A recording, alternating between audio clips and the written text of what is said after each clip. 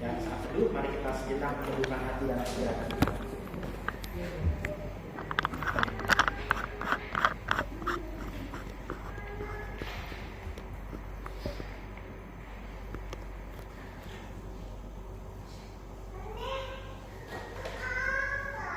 Mari kita bangkit berdiri. Kita mengangkat pujian Kidung Jemaat 372 bait 1, 2, dan 3. Ingkar kau ikut Tuhan.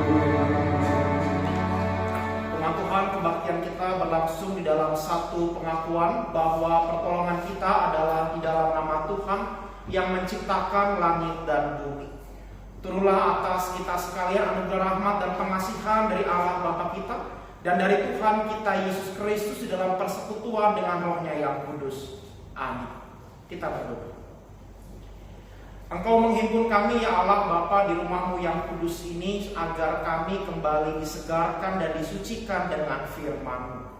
Oleh karena itu kami mengundang Engkau di tengah-tengah kami, berkuasalah di dalam ibadah kami ini, supaya kami boleh sungguh-sungguh diubahkan oleh firman-Mu, dan pada akhirnya kami boleh sungguh-sungguh menjadikan hidup kami sebagai sebuah kesaksian yang mulia tentang cinta-Mu di dalam tutur kata, pikiran, dan perbuatan kami.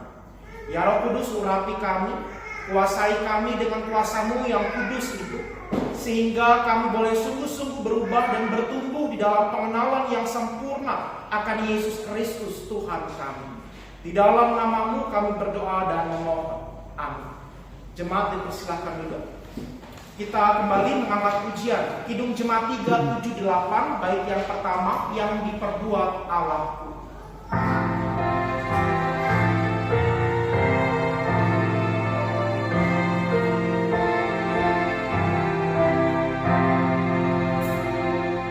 Kami berdoa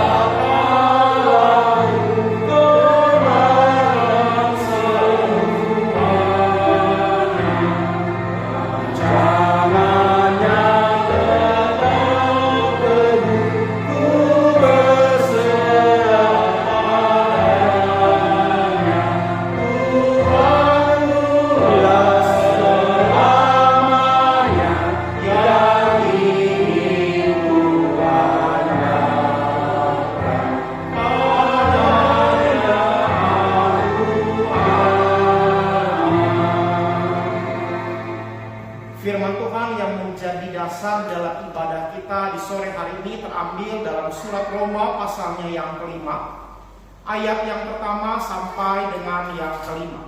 Surat Roma pasal 5, ayatnya yang pertama sampai dengan yang kelima. Demikianlah firman Tuhan berkata, sebab itu kita yang dibenarkan karena iman, kita hidup dalam damai sejahtera dengan Allah oleh karena Tuhan kita Yesus Kristus. Oleh Dia kita juga beroleh jalan masuk oleh iman kepada kasih karunia ini. Di dalam kasih karunia ini kita berdiri dan kita bermegah dalam pengharapan akan menerima kemuliaan Allah. Dan bukan hanya itu saja, kita malah bermegah juga dalam kesengsaraan kita. Karena kita tahu bahwa kesengsaraan itu menimbulkan ketekunan. Dan ketekunan menimbulkan tahan uji, dan tahan uji menimbulkan pengharapan. Dan pengharapan tidak mengecewakan karena kasih Allah telah dicurahkan dalam hati kita oleh Roh Kudus yang telah dikaruniakan kepada kita. Demikianlah firman Tuhan, berbahagialah kita yang mendengarkan firman Tuhan dan yang memeliharanya. Amin. Bapak Ibu, kita kembali mengangkat pujian dari Kidung Jemaat 378. Ada kesalahan cetak Bapak Ibu. Kidung Jemaat 378 baitnya yang kelima. 378 baitnya yang kelima.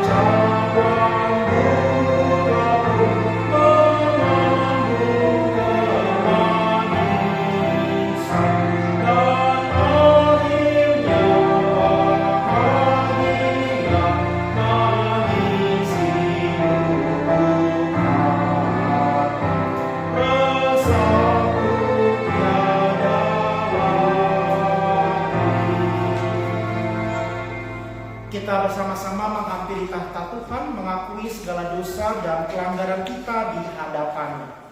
Saya memberikan kesempatan kepada jemaat untuk berdoa mengakui dosanya secara pribadi di hadapan Tuhan. Lalu nanti saya akan menutupnya di dalam doa pengakuan dosa bersama. Mari kita menundukkan kepala kita dan hati kita di hadapan Tuhan di dalam doa.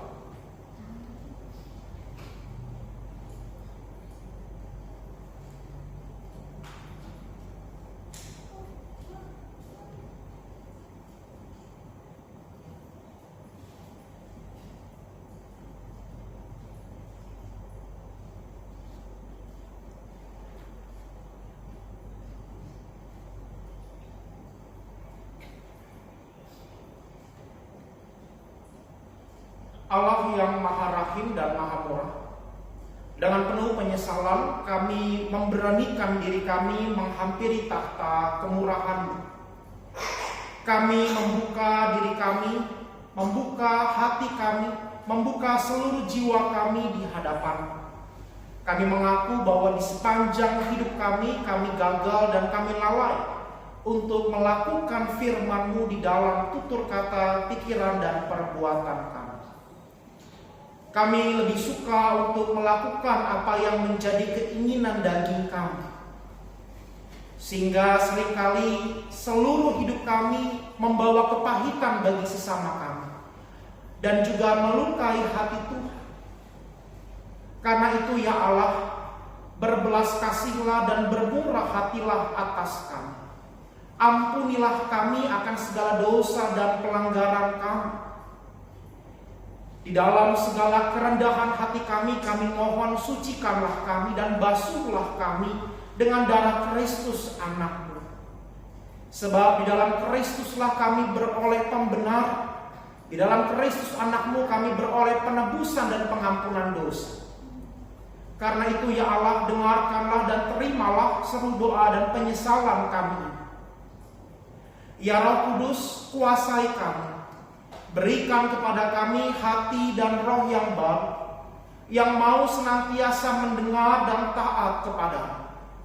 Sehingga jalan hidup kami tidak seret, dan seluruh tingkah laku kami sesuai dengan apa yang Engkau inginkan untuk kami lakukan. Inilah doa pengakuan dosa kami ya Allah. Dengarkanlah dan kabulkanlah doa kami ini. Sebab doa permohonan dan pengakuan dosa ini kami naikkan di dalam nama Yesus Kristus Tuhan dan penebus kami yang hidup. Amin. Kita menyanyikan pujian penyesalan kita dengan pujian nomor 4, kasih Allahku sungguh telah terbukti.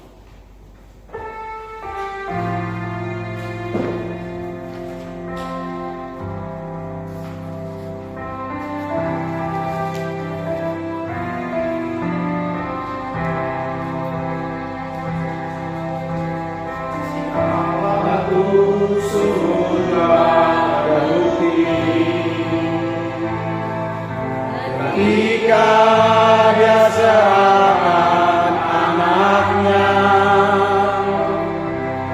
kasih Allah mau berkorban bagi kau dan aku. Ada kasih seperti kasih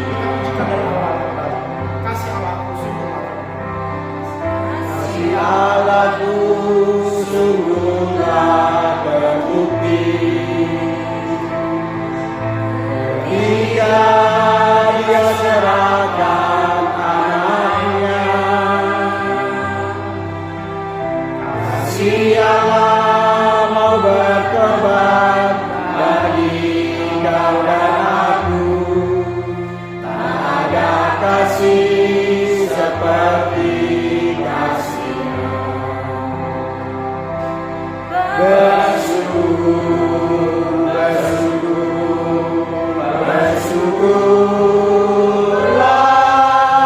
Bersyukur karena kasih setiamu.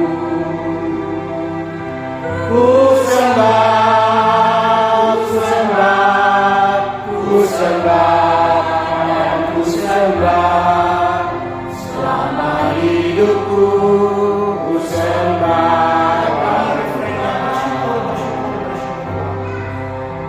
bersyukur, bersyukur, bersyukurlah, bersyukur karena kasih setiamu.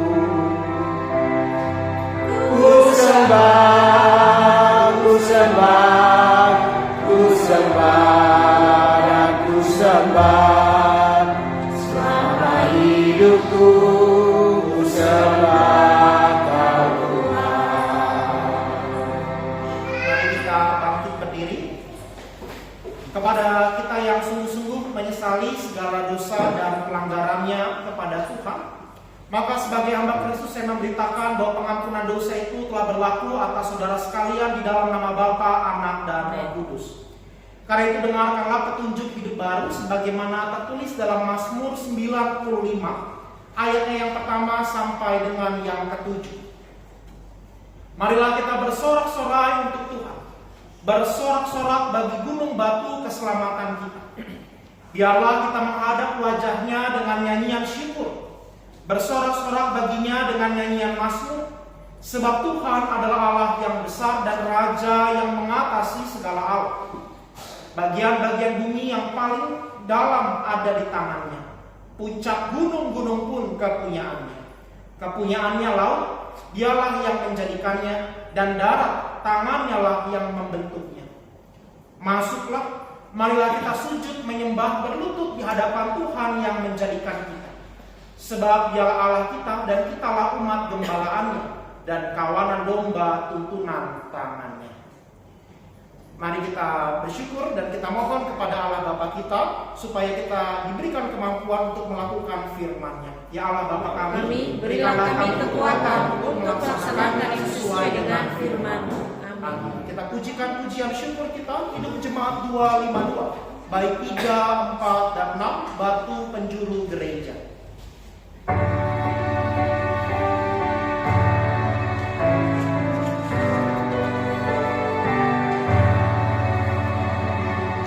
Bila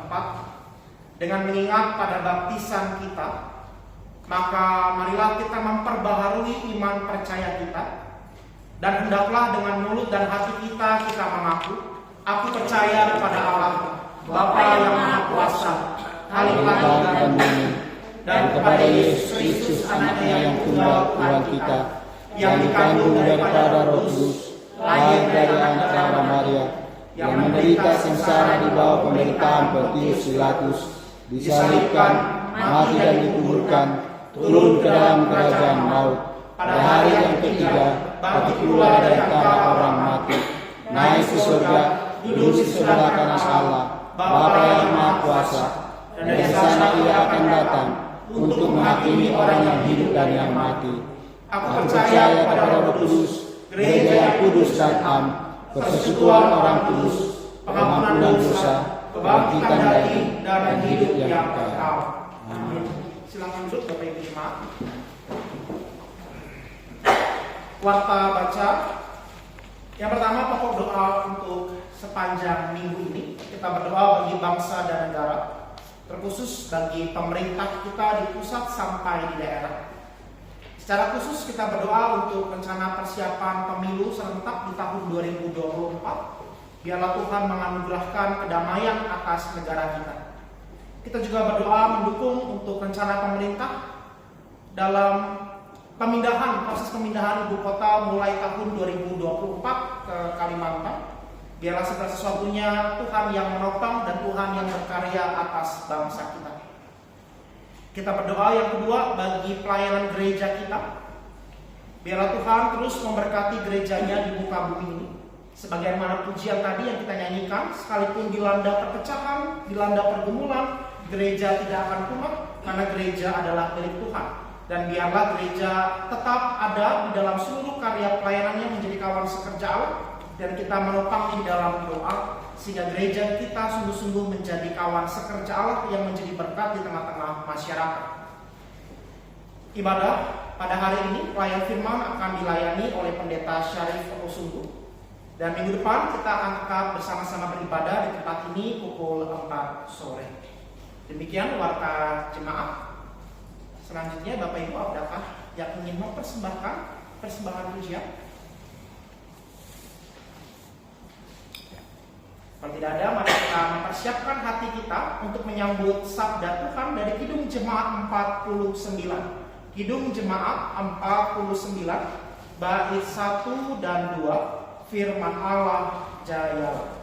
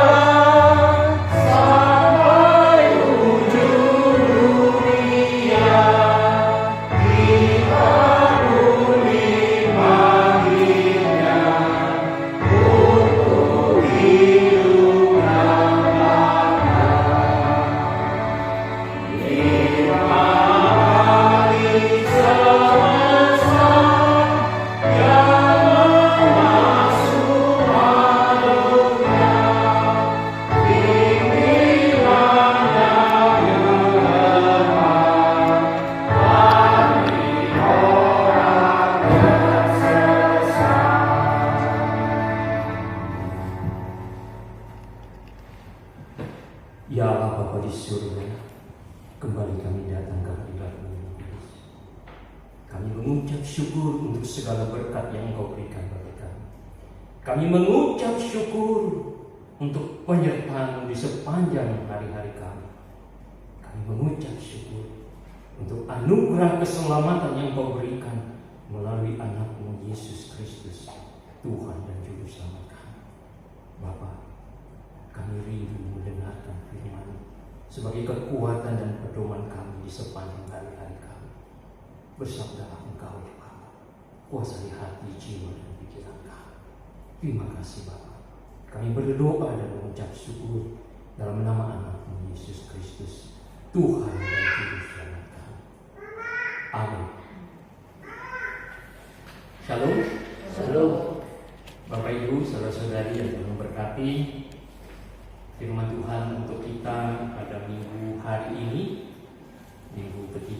Prapaskah tertulis di dalam Mazmur 95 ayat yang ke-8 sampai 11. Jadi ini sambungan dari hukum Tuhan tadi. Saya akan membacakannya kepada kita. Pada hari ini, sekiranya kamu mendengar suaranya, janganlah keraskan hatimu seperti di Meribah, seperti pada hari di masa di padang gurun. Pada waktu nenek moyangmu mencobai aku, menguji aku, padahal mereka melihat perbuatanku. 40 tahun aku jemu kepada angkatan itu. Maka kataku, mereka suatu bangsa yang sesat hati, dan mereka itu tidak mengenal jalanku. Sebab itu aku bersumpah dalam murkaku, mereka takkan masuk ke tempat perhentianku. Demikian firman Tuhan.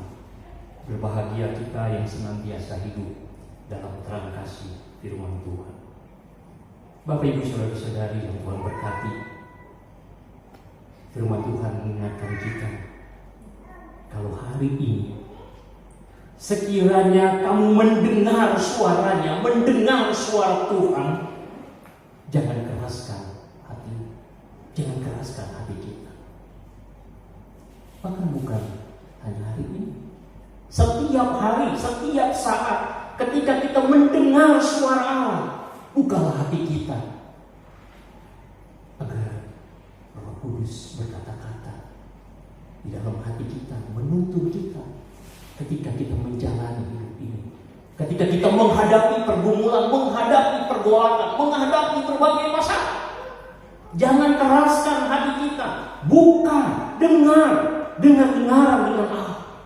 Dan itulah persoalan sekarang ini dan nanti sampai akhir zaman. Yang menjadi persoalan adalah orang sudah mulai melupakan suara Tuhan, mengeraskan hati. Bapak Ibu, kalau kita melihat perkembangan berita sekarang ini, ramai di media sosial, di mana seorang keluarga pejabat pajak, kita prihatin karena mereka keluarga Kristen. Kita harus berduka karena kita semua satu anggota dalam tubuh Kristus. Ada keluarga Kristen yang terjatuh. Harusnya itu juga memberi peringatan untuk kita. Harusnya kita juga terpukul. Dan tentu kita semua prihatin. Kenapa sampai terjadi? Anaknya sampai tega melakukan kejahatan. Orang tuanya mengumpulkan harta sedemikian banyak dengan cara-cara yang tidak benar sekarang sedang di sini. Mengumpulkan harta, emas-emas batangan disembunyikan, akhirnya ketahuan. Uang miliar, puluhan miliar di kotak deposit, ketahuan. Ibu saudara-saudara yang Tuhan berkati, saya bisa pastikan bahwa mereka tidak mendengar suara Tuhan. Mereka tidak mendengar bagaimana Tuhan menuntun hidup mereka. Siapa yang salah? Saya yakin gereja selalu menyuarakan itu. Ya, persekutuan di dalam Kristus, saya yakin selalu mengingatkan kita. Tetapi apa yang salah? Hati kita keras. Tuhan tidak bisa memaksa. Allah tidak mendobrak ini, tidak. Allah mengetuk. Setia mengetuk sampai hati kita, pintu kita buka dan Allah masuk.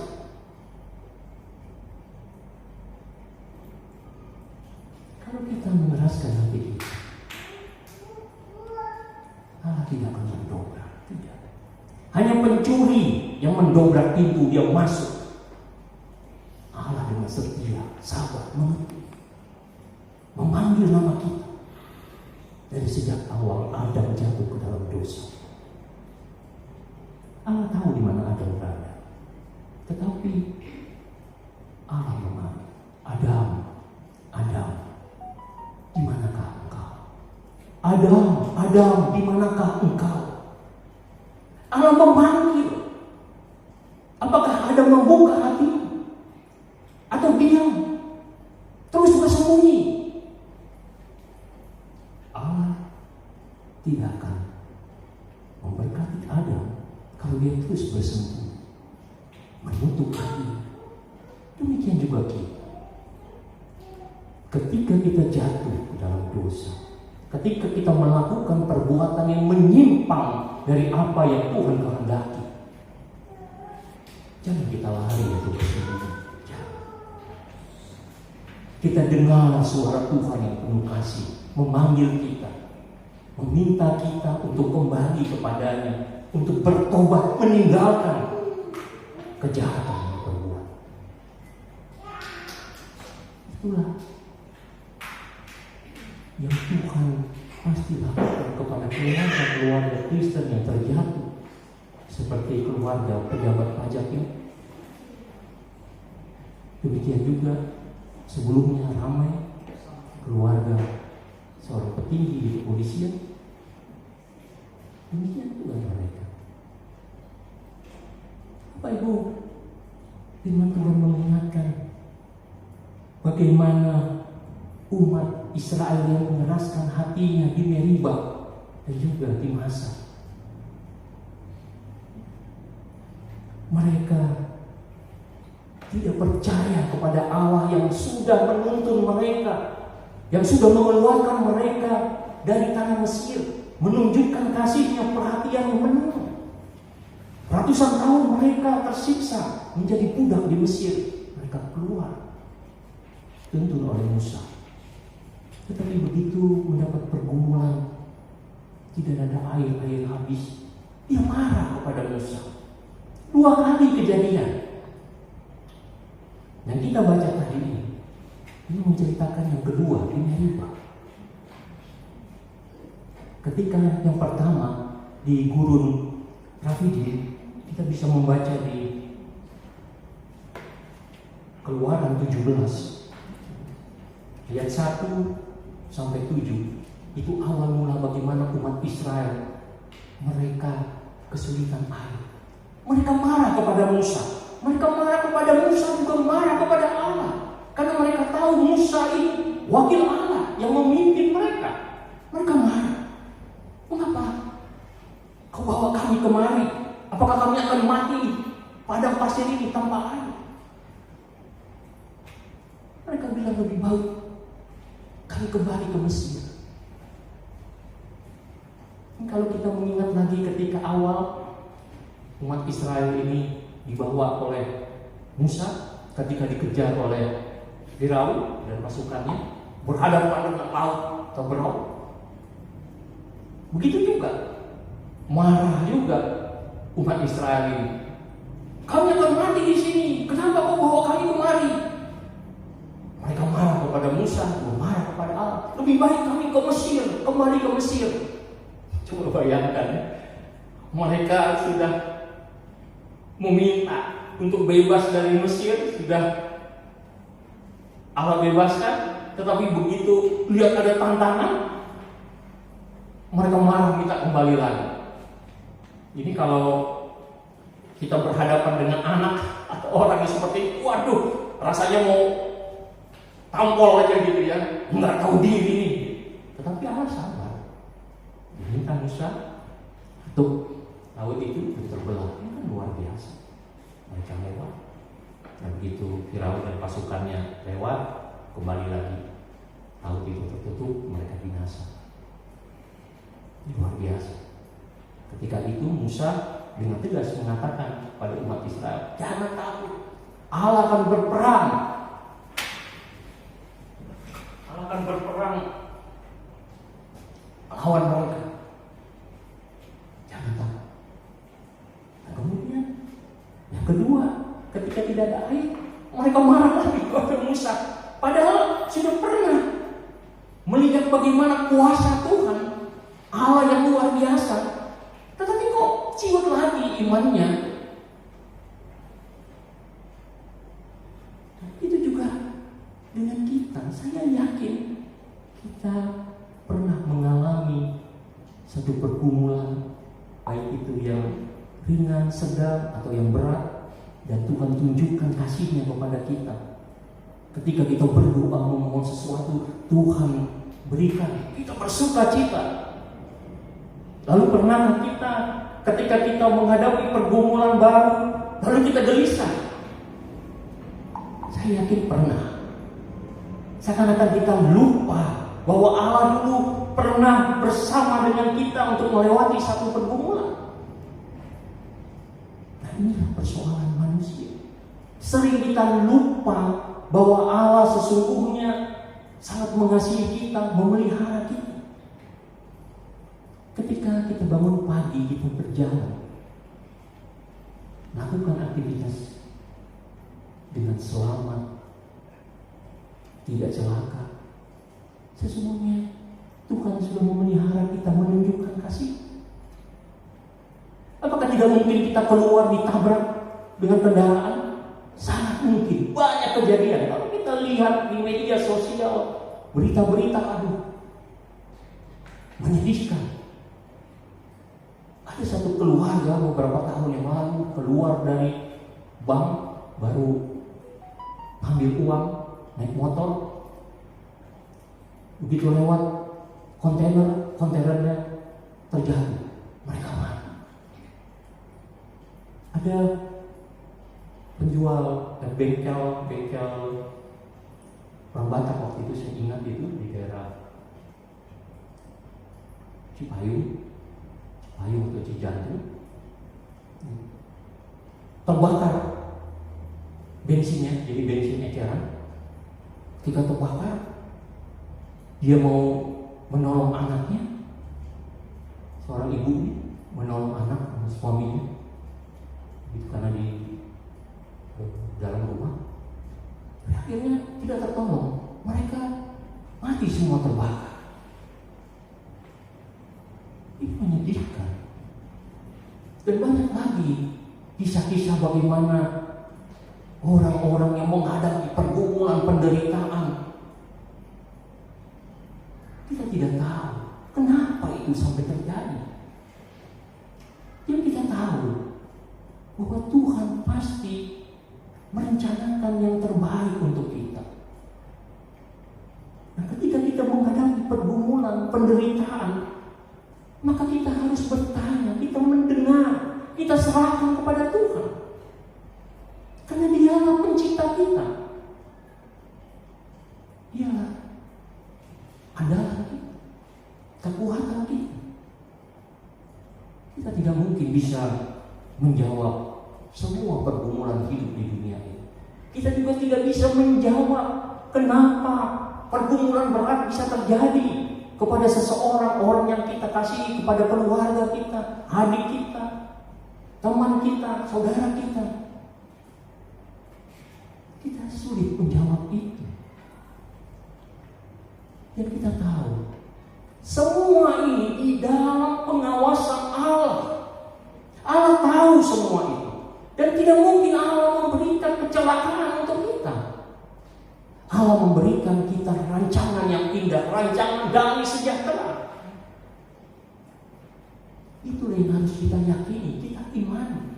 Dan karena itu kita menyembah dalam hukum Tuhan yang kita bacakan. Pemazmur mengungkapkan kepada kita bagaimana dikatakan bahwa Tuhan adalah Allah yang besar dan Raja yang besar, mengatasi segala Allah, mengatasi apapun. Allah-Allah orang di dunia ini yang mereka mengatakan, oh Allah saya luar biasa. Ya, dalam Mazmur ini Allahnya hanya kecil, bisa jadi dewa-dewa, bisa jadi roh-roh nenek moyang yang dianggap berkuasa, dan itu semua tidak ada artinya. Katakan lagi, bagian-bagian bumi yang paling dalam ada di tangannya. Puncak gunung-gunung pun kepunyaannya. Kepunyaannya laut, dialah yang menjadikannya, dan darat, tangannya lah yang membentuknya. Jadi semua ini, apa yang dunia katakan mengandung kekuatan, roh-roh yang berkuasa, itu semua tidak ada artinya. Karena semua alam ini diciptakan oleh Allah, ada di tangan Allah. Jadi kalau ada sesuatu di tangan kita, dan kita yang menciptakan itu, apapun itu bendanya, kita lebih tahu daripada ciptaan itu. Dan kita yang menciptakan barang atau menciptakan apa ada di tangan kita. Jadi semua kita tahu apa kelemahannya, apa kekurangannya. Demikian juga Allah kepada kita. Kita diciptakan oleh Allah. Allah menciptakan kita beda dengan kalau kita menciptakan sesuatu. Jadi kalau mobil yang kita pakai itu diciptakan oleh penciptanya, ya, pabrik di Jepang itu Toyota ada penciptanya. Dia ciptakan buat banyak. Nah, penciptanya nggak peduli. Yang penting laku, terjual, semua pakai, rusak ya sudah, selesai, nggak peduli. Tetapi Allah menciptakan kita, Dia peduli. Kenapa? Karena ada bagian Allah di dalam tubuh kita. Ada rohnya. Ketika menciptakan manusia, Allah mengembuskan rohnya. Ada bagian Allah di dalam tubuh kita. Apalagi ada Roh Kudus di dalam diri kita. Tidak mungkin kita ditinggalkan oleh Allah. Sama seperti tidak mungkin kita bisa memutuskan hati kita kepada anak kita. Tidak mungkin. Karena ada bagian kita orang tua pada anak-anak kita. Walaupun mereka jahat, sejahat apapun, hati kita tidak akan mungkin itu bisa memisahkan mereka dengan kita. Tidak bisa. Mereka mungkin bisa menolak kita, tetapi kita tidak. Karena ada bagian dari darah daging kita pada anak-anak kita. Jadi semua Allah ketahui tentang kita. Nah, karena itu kenapa kita gelisah, kenapa kita takut? Apapun yang kita hadapi, kita serahkan kepada Tuhan. Dia pencipta kita. Semua alam ini. Jadi ada orang yang merasa bahwa, waduh, saya harus ke Gunung Kawi gitu ya, menyembah. Di sana ada kekuatan roh gitu, pergi. Atau kasih sesajian di laut, karena merasa bahwa laut itu ada penguasanya, ya, seperti Nyi Roro Kidul gitu ya, di pantai selatan, di laut-laut mana yang kelihatan ganas, ini ada penunggunya. Gunung-gunung yang angker, ini ada penunggunya. Seakan-akan kita takut. Nah, saya pernah waktu kecil di Kalimantan, ada gunung besar angker, itu suku-suku adat di sana bilang, wah itu angker, itu ada penunggunya berbentuk beruang putih. Lah saya kan sangat kuat, umur 10 tahun, sekolah minggu gitu ya, sangat kuat bahwa semua setan, roh itu semua tidak akan mempan ke kita kalau kita percaya, kita undang Yesus dalam diri kita. Saya imani itu. Jadi saya melewati tempat itu dengan bernyanyi. Jadi nyanyikan selalu itu orang tua ngajar saya waktu kecil itu lagu Met Awon. Met Awon Bairiga Sohamu Sasada Yesus Donaku Tok. Saya lewati tempat itu. Mereka semua pada takut, dukun-dukun di sana semua pada heran. Saya malah dikatakan orang sakti, ini anak sakti. Sampai saya mau diangkat menjadi kepala suku mereka. Itu tahun 76 di pedalaman Kalimantan, dekat perbatasan dengan Sarawak. Wah, itu saya bilang, saya juga terkaget-kaget gitu ya. Kenapa mereka pada ketakutan? Jadi semua dukun-dukun, roh-roh semua itu saya sampai dukunin, oh ini ada lidah setan. Oh ini ada seperti aneh gitu ya, rusak. Tanduknya aneh gitu ya. Oh ini jelmaan setan. Itu kata dukun-dukun yang ngobatin mesti pakai dukun-dukun musik. Ketika mereka panggil roh 7 tingkat, setiap tingkat itu 1 meter itu anak gadis. Ini pakai bambu. Ngapain itu? Kita mau manggil roh untuk menyembuhkan. Jadi ada anak yang sakit. Mereka heran. Itu saya tidak takut. Saya malah deketin, mulai pada ketakutan gitu ya. Enggak ada, enggak mempan. Sampai suatu ketika saya dikasih minum, saya pegang gelas itu, pecah. Gitu. Saya biasa aja deh. Lalu mereka bilang, wah ini sudah ada yang mau mengguna-gunai kamu nih. Tapi nggak mempan. Jadi mereka makin percaya dulu. Saya bilang, wah, saya hanya percaya tadi bahwa itu dari sekolah minggu. Jadi betapa pentingnya sekolah minggu memberi kekuatan kepada anak-anak kita ya. Saya merasakan itu. Saya nggak ada takut apapun gitu. Jadi mempercayai bahwa ada Yesus, ada Tuhan bersama dengan saya. Hanya dengan lagu Mehmet Awon kemana-mana saya udah bersama dengan Yesus. Karena itu doa saya diajarkan gitu ya. Di doa pertama saya waktu kecil ya lagu Mehmet Awon, sampai sekarang saya nggak pernah lupa gitu kan. Dan ini saya ajarkan itu kepada anak saya waktu kecil. Sekalian belajar bahasa Batak gitu. Nah, jadi betapa luar biasanya gitu. Saya beberapa kali kesaksian kepada orang-orang yang takut dengan roh-roh jahat, jangan percaya. Kekuatan Allah jauh lebih besar. Jauh lebih besar. Nah, saya nggak tahu ya, itu karena saya yakin pengalaman saya. Jadi waktu kecil saya kenapa sampai ke Kalimantan, karena hidup keluarga kami dalam kesulitan ekonomi. Jadi saya bilang, wah, saya harus ikut kuda saya PTT dokter itu pedalaman. Saya kesana aja lah biar saya bisa sekolah. Padahal saya lahir di Jakarta, orang tua semua di Jakarta. Jadi orang Jakarta 10 tahun, umur 10 tahun ke Kalimantan gitu, bertemu dengan akhirnya dengan dukun-dukun itu semua teman saya kan, ada roh-roh kasih sesajen itu saya ikuti.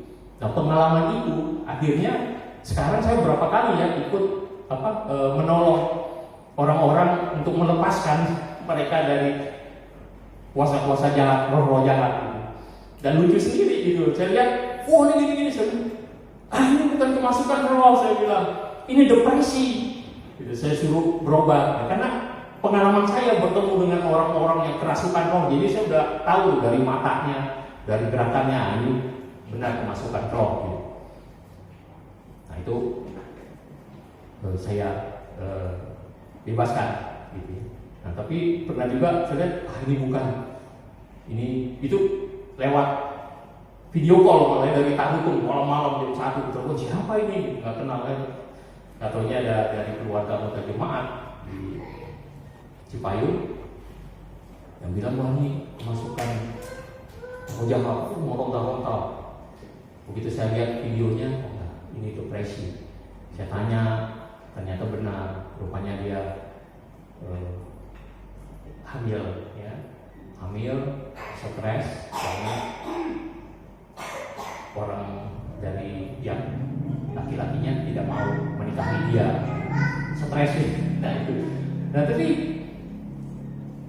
saya merasakan sendiri, dan ini firman ini juga mengatakan bahwa semua apapun kuasa-kuasa di bumi yang dikatakan memiliki kekuatan gaib, semua itu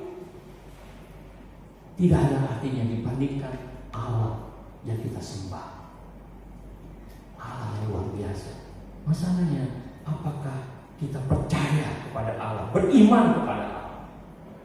Dalam hukum Tuhan tadi juga dikatakan, masuklah, marilah kita sujud menyembah, berlutut di hadapan Tuhan yang menjadikan kita, sebab Dialah Allah kita, dan kitalah umat gembalaan dan kawanan domba tuntunan tangannya.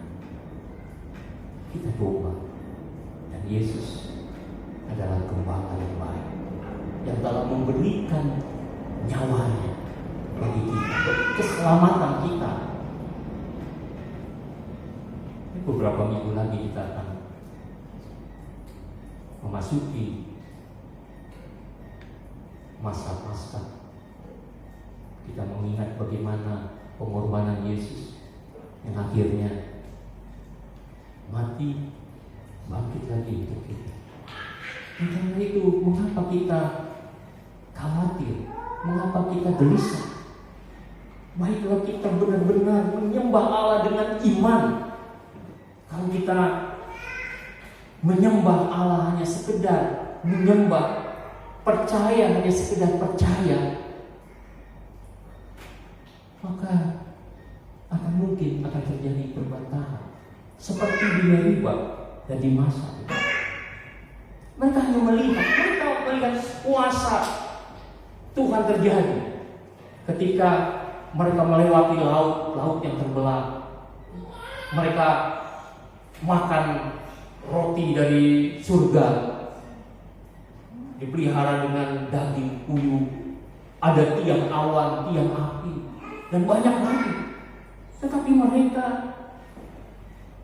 hanya melihat dan percaya. Dan karena itu Allah sangat kecewa. 40 tahun aku jemu kepada angkatan itu. Maka kataku, mereka suatu bangsa yang sesat hati, dan mereka itu tidak mengenal jalan. Allah marah.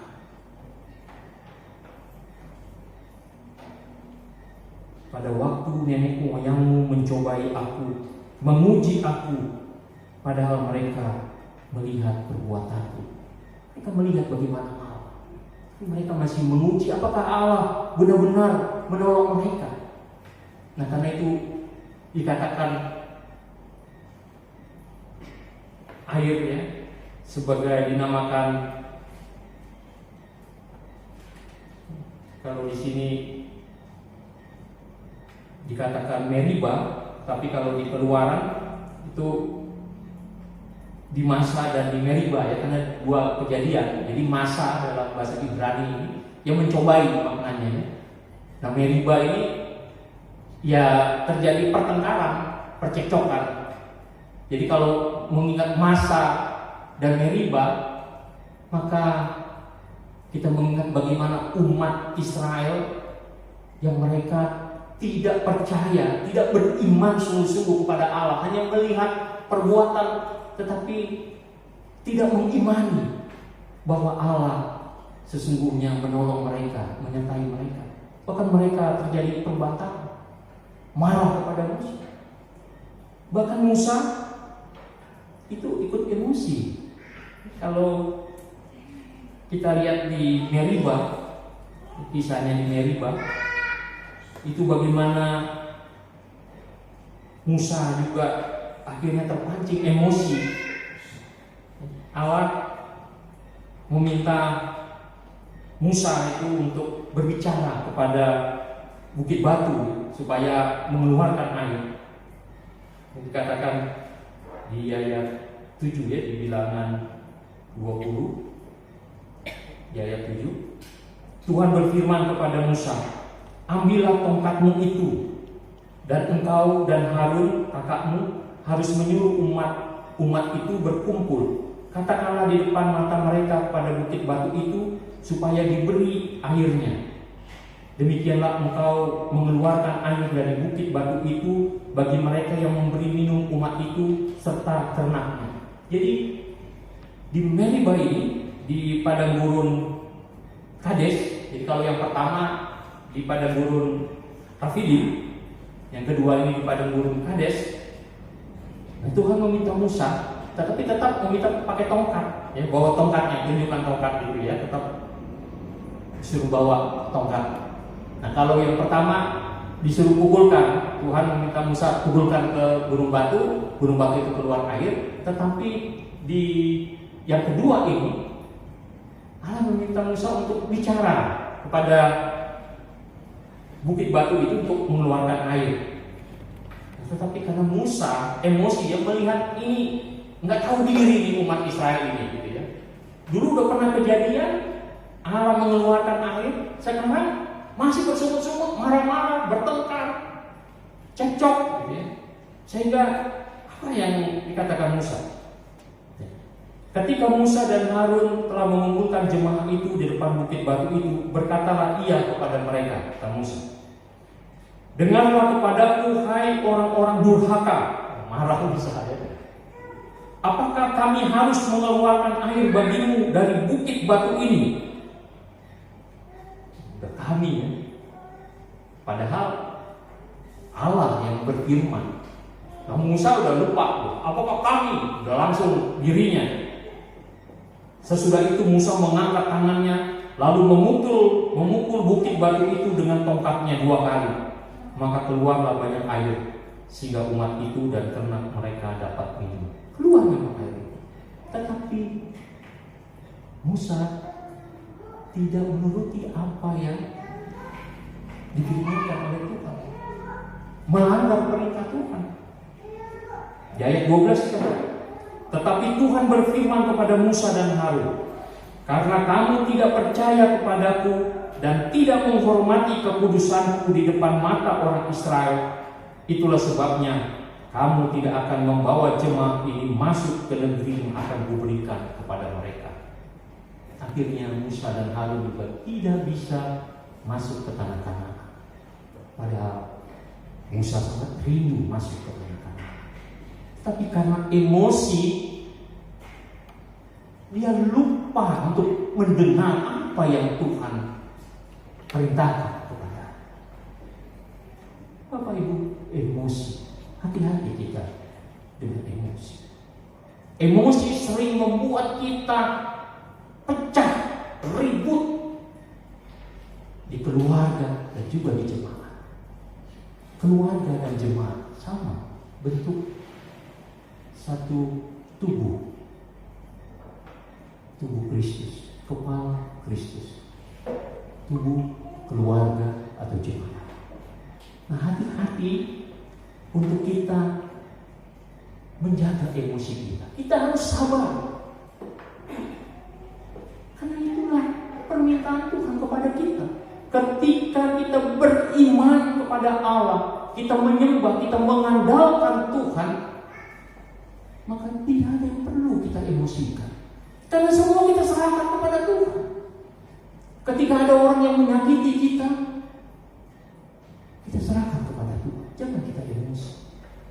Dan pasti Tuhan memberi kita kekuatan untuk itu. Kita hanya perlu bersabar. Kita perlu tenang. Nah, segala kepahitan itu akan hilang. Kenapa? Karena kalau kita percaya apa yang dikatakan oleh Tuhan di dalam Yohanes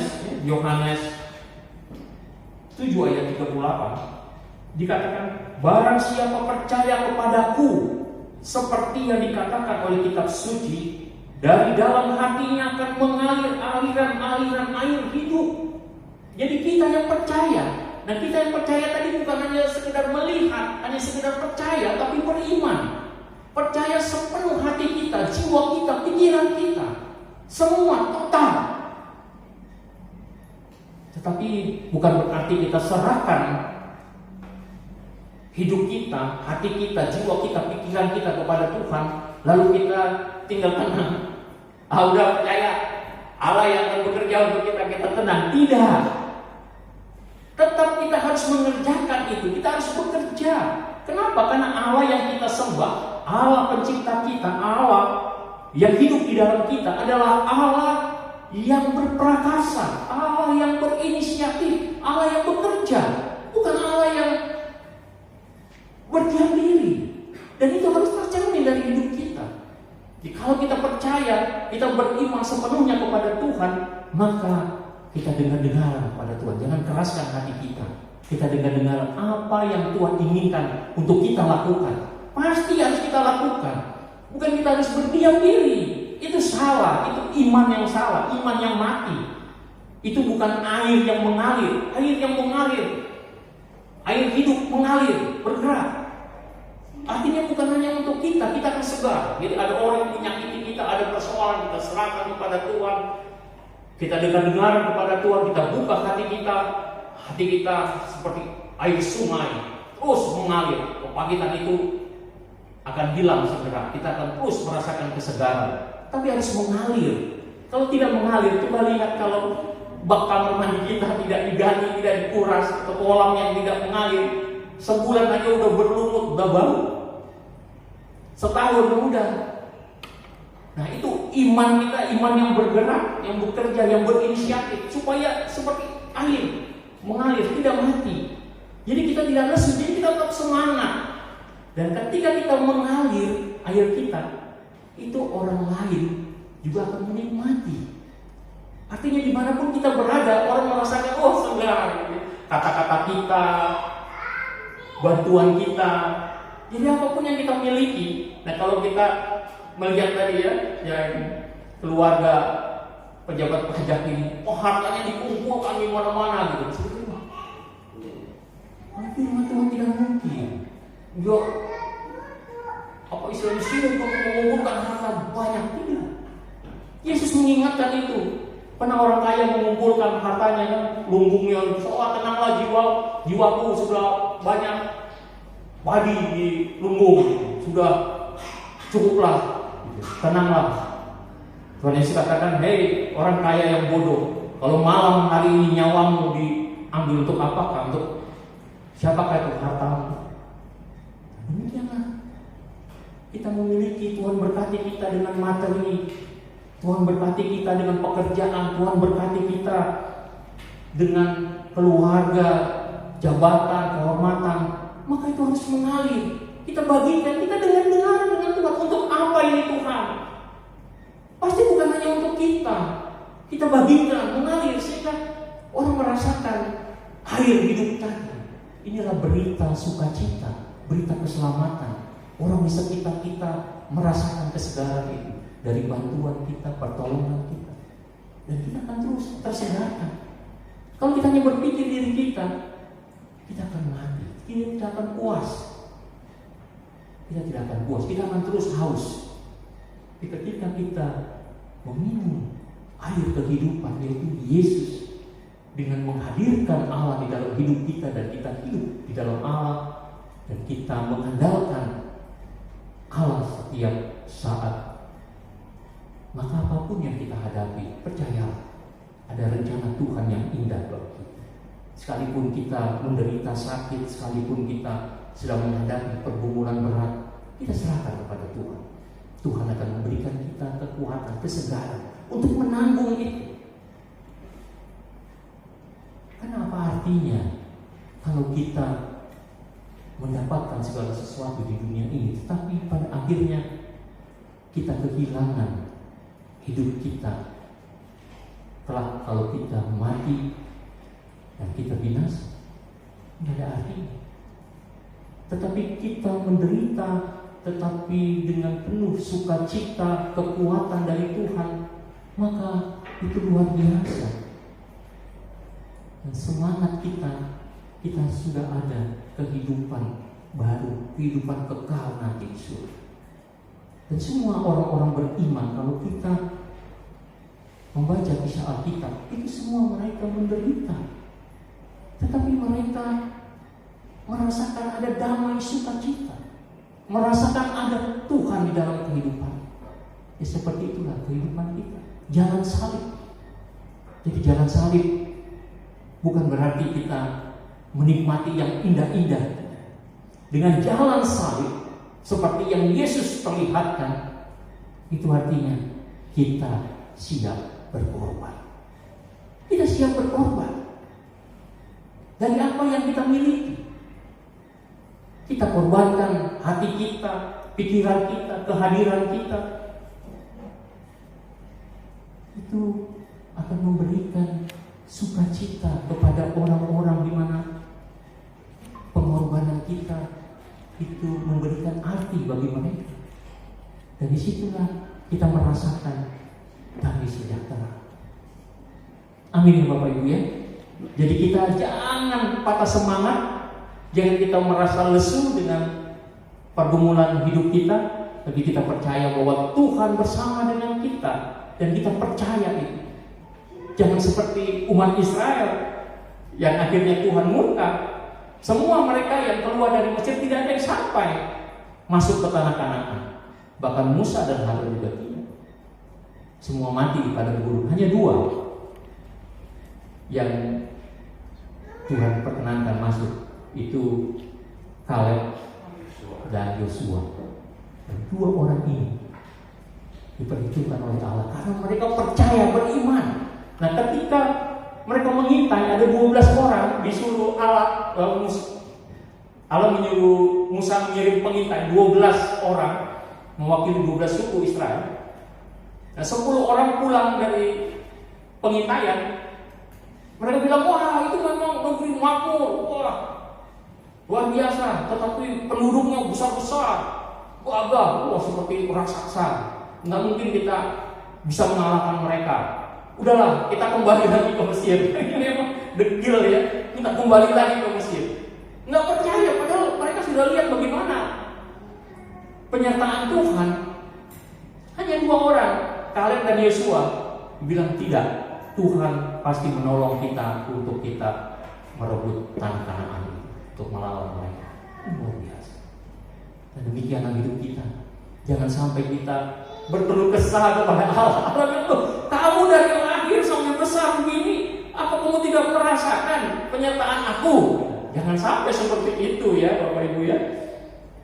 Kita ingat bagaimana penyertaan Tuhan, bagaimana berkat-berkat Tuhan. Kita ingat itu. Dan disitulah kita beriman. Karena sesungguhnya iman kita itu bukannya sekedar percaya bahwa Allah berkuasa menolong kita, tetapi sepenuhnya memang iya. Dan kita bisa merasakan itu dari pergumulan hidup kita. Kita merasakan bagaimana pertolongan Tuhan ya kalau kita menghadapi pergumulan. Kalau tidak, nah itu kan banyak analisis psikolog dengan Mario yang melakukan penyiksaan dan sedang dikatakan, oh ini mungkin dari kecil hidupnya dimanja gitu. Akhirnya ya seperti itu, banyak analisis. Nah, firman Tuhan juga katakan kita menghadapi ganjaran Allah supaya kita tidak menjadi anak gampangan. Allah mengajar kita, membentuk kita, memproses kita. Nah, karena itu kita harus sabar. Jangan emosi. Di keluarga, di jemaat, tahan emosi. Tuhan tidak menghendaki kita emosi. Emosi itu merusak saudara. Ada banyak penelitian dengan mewawancarai orang-orang yang melakukan kejahatan, termasuk pertengkaran di keluarga, terjadi pembunuhan, pemukulan, penyiksaan. Ditanya kenapa? Si pelakunya bilang, ya itulah, aku juga nggak tahu, aku juga menyesal. Tapi ya itu waktu itu emosi. Semua mengatakan emosi. Padahal emosi itu terjadi hanya 5 menit. Karena itu di keluarga ketika terjadi perbedaan pendapat atau di jemaat, ketika kita mau emosi, mau marah, tahan. Tinggalkan itu, kita berdoa, serahkan kepada Tuhan. Karena ketika kita emosi, bisa jadi kita di luar kendali kita. Nah, ketika Sambo ditanya kenapa dia melakukan pembunuhan, dia bilang, saya tidak tahu, ketika itu saya emosi. Ya.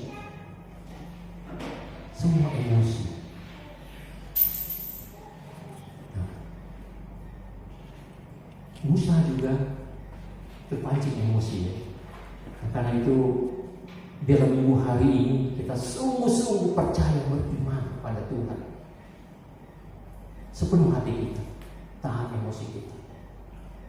Sebagai contoh, barangkali pernah kita dengar cerita bagaimana seorang pemain sirkus, dia lewat tali itu bawa gerobak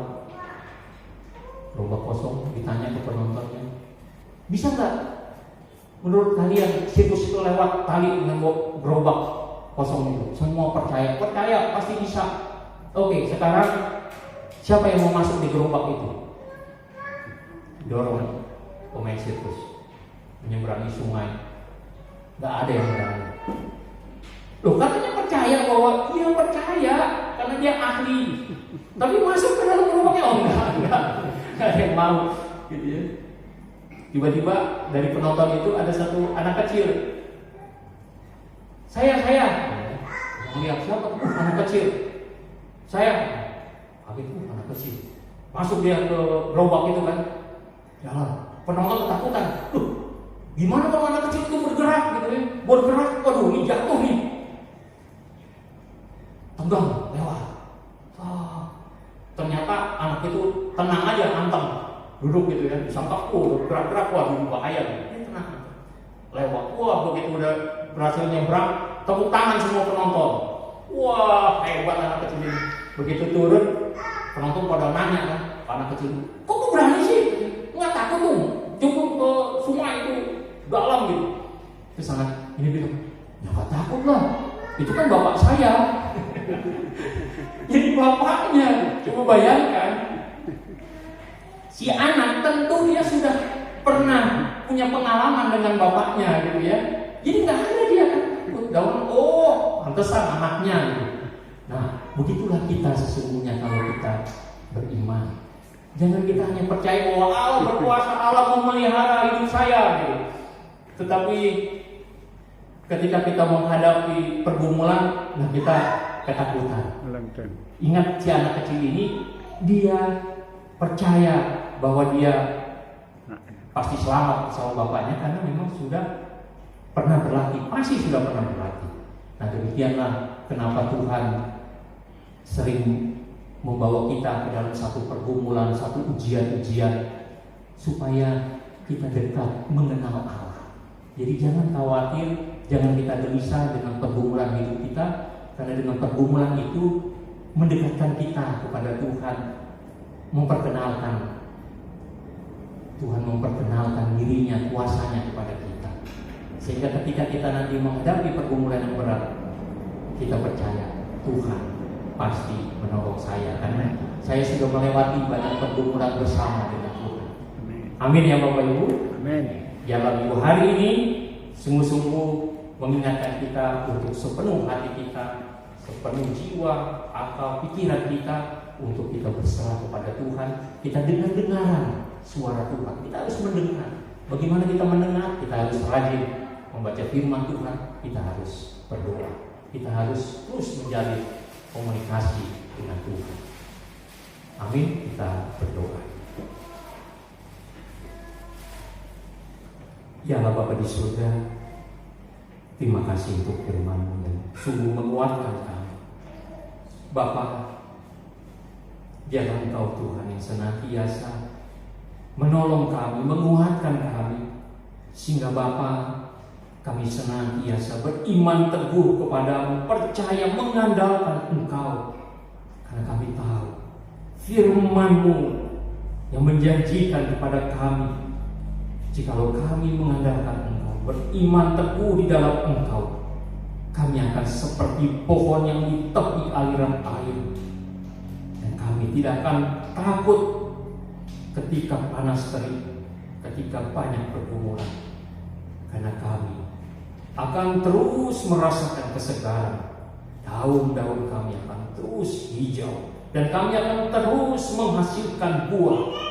Dan apa yang kami perbuat semuanya berhasil di dalam tangan pengasihan Bapa. Kami percaya akan semua janji-janji. Tolong dan sertai kami.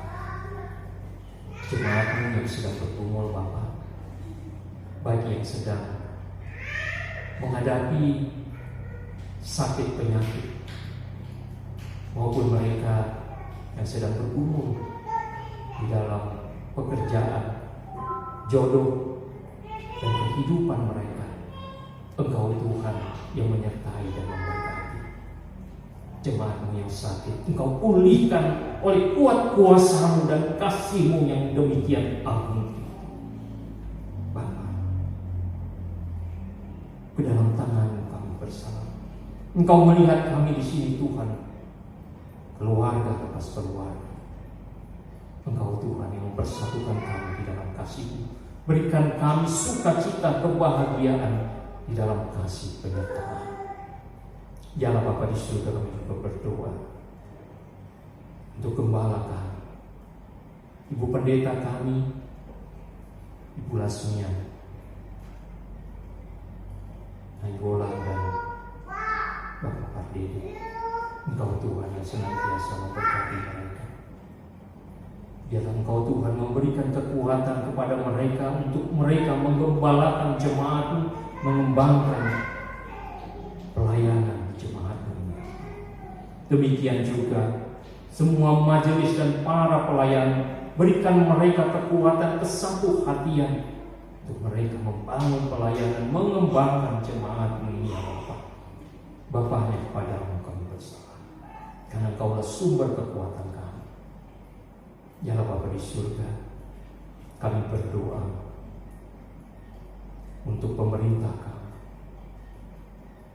Engkau Tuhan yang senantiasa menyertai mereka, memberikan hikmat dan kebijaksanaan, sehingga Tuhan oleh kuat kuasa-Mu, oleh penyertaan-Mu, mereka mampu memerintah, mengeluarkan kebijakan-kebijakan untuk menyejahterakan bangsa Indonesia. Demikian juga ya Bapa, untuk rencana pemindahan ibu kota Kalimantan, Engkau yang memberkati, sehingga semua Tuhan dapat terlaksana dengan baik seturut dengan kehendak-Mu. Demikian juga Tuhan, kami berdoa untuk rencana pemilu tahun depan. Engkau juga Tuhan yang memberkati semua perencanaan, semua lembaga dan aparat yang terlibat. Engkau berkati, sehingga Tuhan pelaksanaan pemilu pada waktunya nanti dapat berlangsung dengan baik di dalam bimbingan kasih-Mu. Demikian juga ya Bapa, kami berdoa untuk gereja dan para pelayan di Indonesia dan di seluruh dunia ini. Berkati mereka, kuatkan mereka. Biarlah Tuhan nama-Mu semakin kenal. Biarlah Tuhan mereka semakin beriman dan percaya kepada-Mu. Terima kasih Bapa. Bapa, begitu banyak permohonan kami. Engkau melihat pergumulan kami pribadi lepas pribadi. Biarlah Tuhan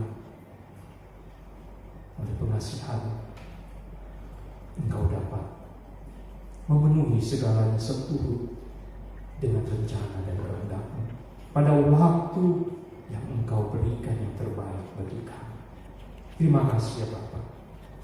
Kami serahkan seluruh doa dan permohonan kami ke dalam tangan pengasihan-Mu, di dalam nama Yesus Kristus, Tuhan dan Juru Selamat kami. Amin.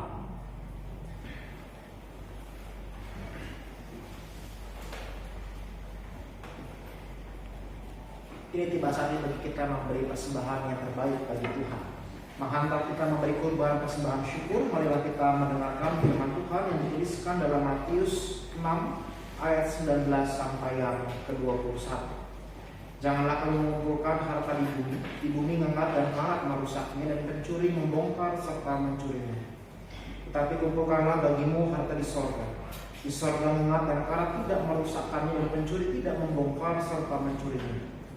Karena di mana hartamu berada, di situ juga hatimu berada. Sambil kantong persembahan diedarkan, kita mengangkat pujian Kidung Jemaat 403 ayat 1 dan 4. Pada kolektor dipersilakan.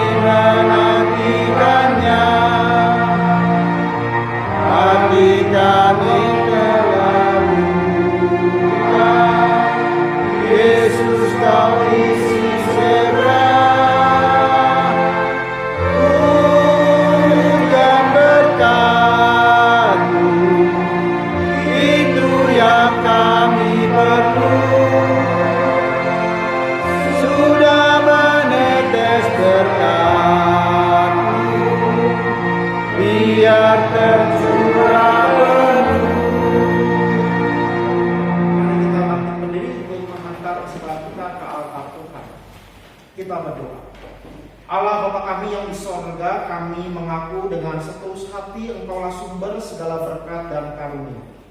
Di sini kami memberikan persembahan syukur kami kepadamu.